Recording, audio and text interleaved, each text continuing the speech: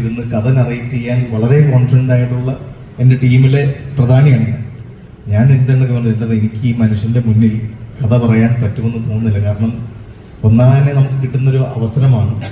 നമുക്ക് ചിലപ്പോൾ ഒരവസരമൊക്കെ ആയിരിക്കും ഒരാളുടെ ലൈഫിൽ കിട്ടാൻ പോകുന്നത്. അപ്പം അങ്ങനെ ഒരു അവസരം കിട്ടുമ്പോൾ എൻ്റെ ഭാഗത്തുനിന്നൊരു ഒരു പതർച്ചയോ ഒരു വിക്കലോ ഒക്കെ വന്നു കഴിഞ്ഞാൽ ഞാൻ പറയുന്ന കഥ ലാലേട്ടന് കണക്റ്റ് ആവാണ്ട് വന്നു കഴിഞ്ഞാൽ എൻ്റെ ഒരു വർഷത്തെ എഫേർട്ടും ചേട്ടൻ്റെ 12 വർഷത്തെ എഫേർട്ടുമാണ് വെള്ളത്തിലാകാൻ പോകുന്നത്. അപ്പം അതിന് നമ്മൾ എനിക്കൊരു ധൈര്യക്കുറവുണ്ട് എന്ന് പറയുകയുണ്ടേ. അപ്പം അപ്പോഴാണ് ഞങ്ങൾ എങ്ങനെ ലാലേട്ടൻ്റെ മുന്നിൽ ഇനി ഈ കഥ പ്രസന്റ് ചെയ്യാൻ പറ്റും. തരുൺ കുറ്റസമ്മതം നടത്തി, എനിക്ക് പറയാൻ പറ്റില്ല എന്നുള്ളത്.